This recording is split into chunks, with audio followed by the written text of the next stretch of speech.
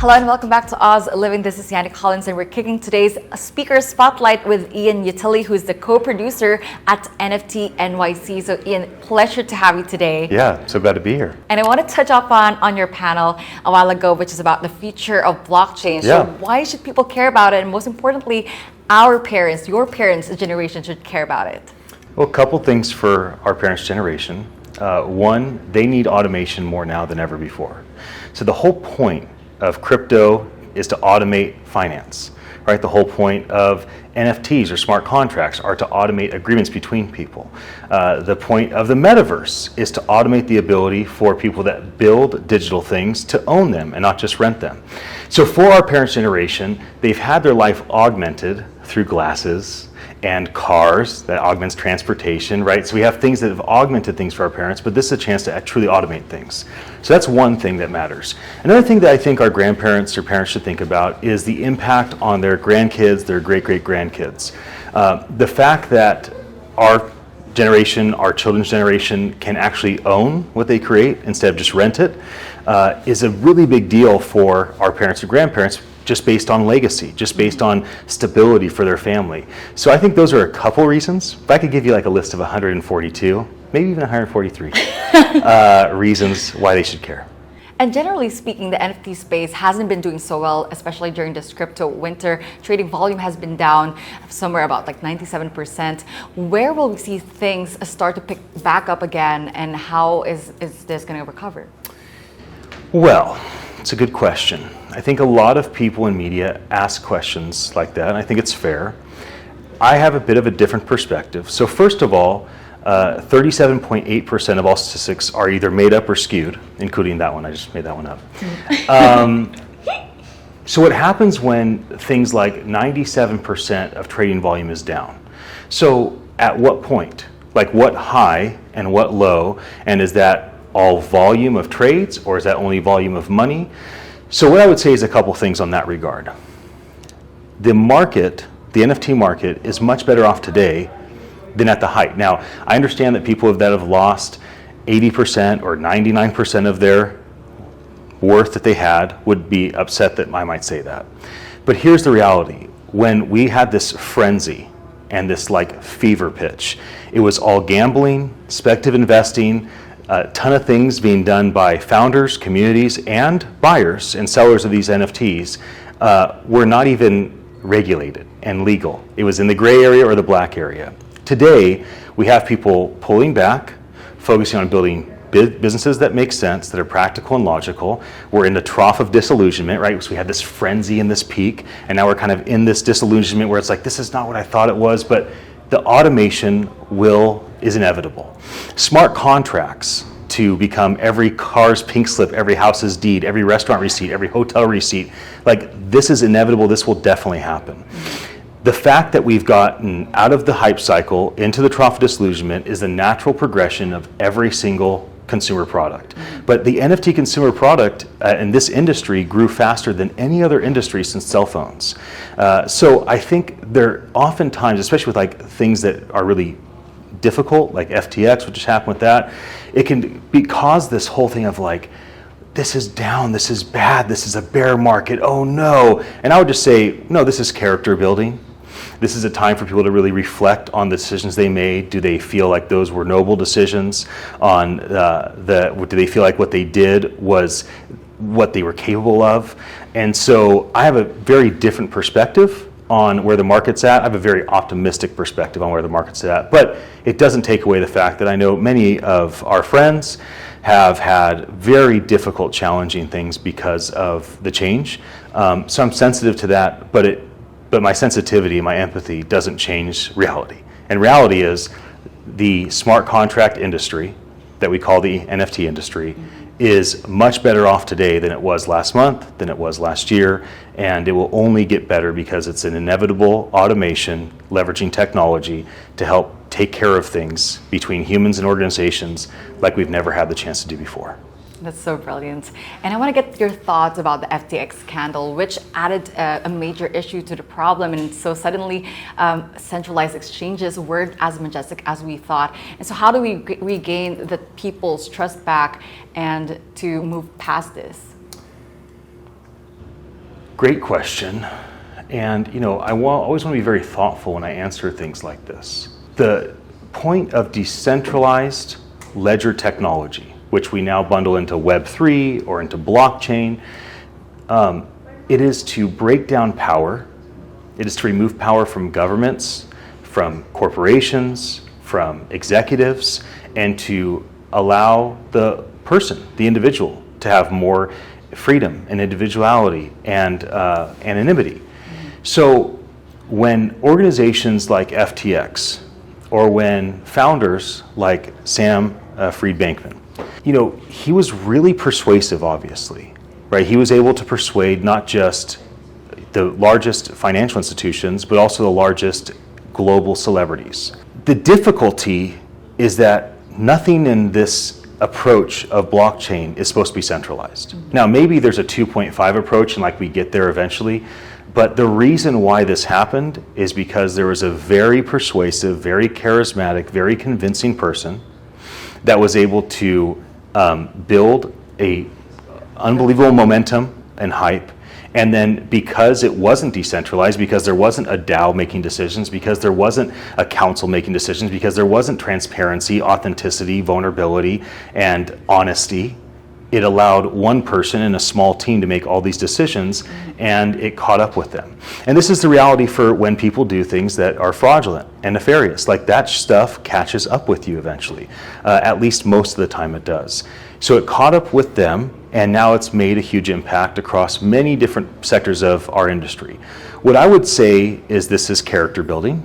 I would say it's a lot of people are getting a master's degree and a doctorate in suffering and in making better decisions moving forward, and to really think about, did greed play into their decision to be involved with FTX? What was the reason why they invested all their money into that centralized exchange or into that organization, however it played out, or why did they lean on that organization to fund what they're doing? So I think it's a great time for people to question their motives, for people to question why they did what they did and why they're in the situation that they're in. But again, much like the other question in terms of NFT market being down, I am empathetic toward several people that are facing devastating loss right now. And it's not personal for me because I never flipped NFTs. So I've been a part of NFT Nyc since before it was a thing. Almost every NFT I've ever bought, I kept. Most of the NFTs I bought cost me basically nothing. And I've never bought and sold NFTs. There's sometimes I join an NFT community to jump in a Discord. I'm like, not what I'm looking for, I get rid of it. Also, I've never acquired crypto in a centralized exchange and left it there for more than a second. So if I were to use an exchange, it usually was shows me, okay, the way you use a MetaMask wallet, and then you get some money in Coinbase, then you move it. So I was not personally affected by some of these downturns. So I know that makes me have a perspective that might be a little more difficult for people to agree with, but I still think I'm right. I still think I'm right about what I'm saying. Nobody's disagreeing with you. It's still painful for people, though. It's a difficult situation. But people will say things like, "Oh, this set our industry back 3 years or 10 years." I completely disagree. I think this will ultimately propel our industry forward. It just might take time for that to matter. So, yeah, potentially it's a massive bump in the road, and it causes a bunch of devastation for a short period of time. But the industry and humanity in general will be better off because people learn from these types of things. I wouldn't like to see a bunch of government regulation happen. That's likely going to be one of the things that happens. But regulation is not all bad. There's good things about it, and it could have potentially protected a lot of people from getting swindled in this scenario. I want to jump into the biggest trends. What's there in the pocket of blockchain technology in the coming year, 2023, and which projects or latest developments have been driving the market currently? Well, gaming is driving the market currently. Play to earn.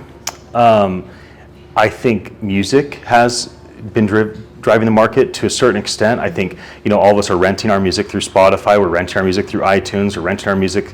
Even if you buy a CD, you don't actually own the music. You're basically paying a licensing fee for a physical product that gives you a license to listen to it privately. You're not even allowed to play it to the world.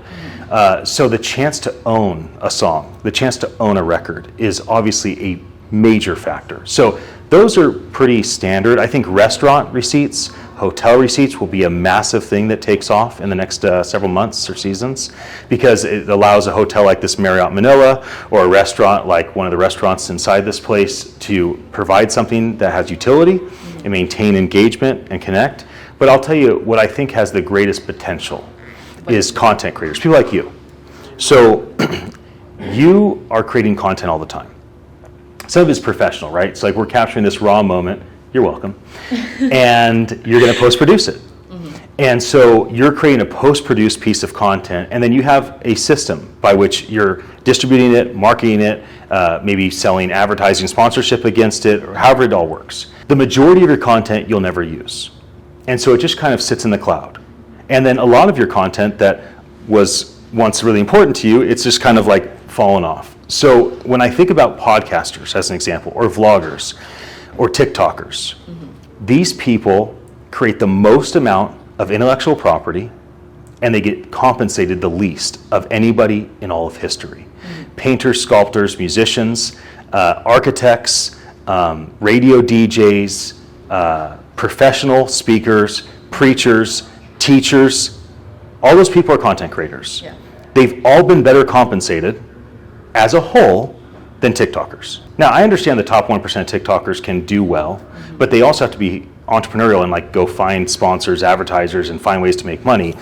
But what they're doing is they're constantly creating new intellectual property. If you look at Twitter Spaces or Clubhouse, it's these audio platforms where people are creating all of this new IP, and they're like, they're in the flow, and they're in the mode, and they're like coming up with all these things. It's not recorded, it's not transcribed, it's not shared, it's not promoted, it's not monetized. Everything's wasted. So once smart contracts enable the ability to go live on every single platform at once and create a digital asset against that content in real time, available in real time against that live audience, and allows that live audience to acquire that digital asset that gives them utility, like non-commercial rights or commercial rights or access to the creator or benefit of the sponsorship that gets sold against it.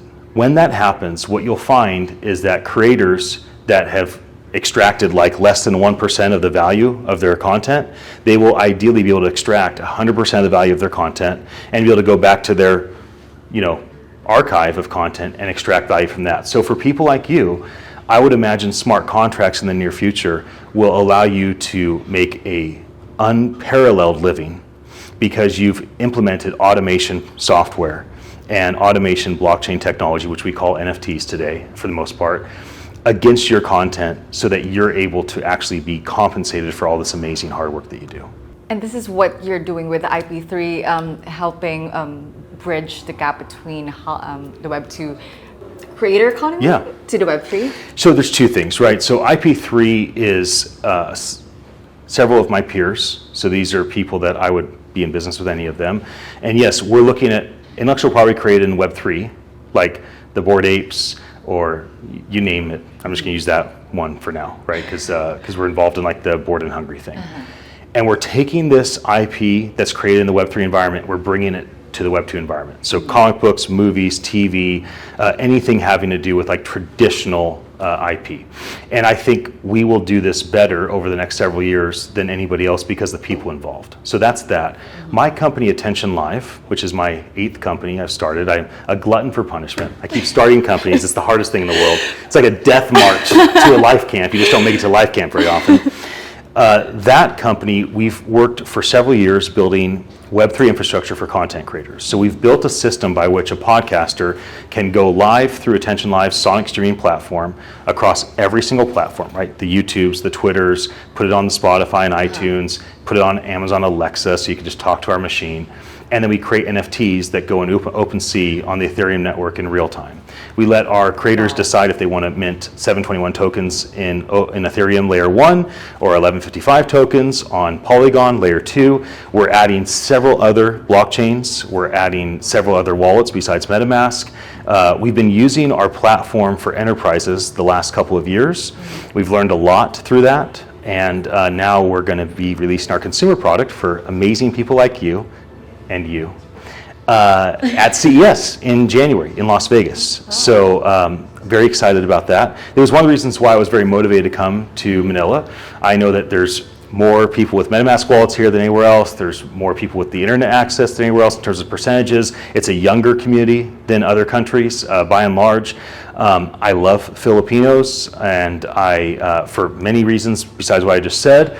And the thought of being able to bring our platform that Attention Live has built here and allow people with MetaMask wallets that are not playing Axie anymore to be like, oh, here's my chance. I already have the infrastructure, and I just need this product to be able to do the things I'm talking about.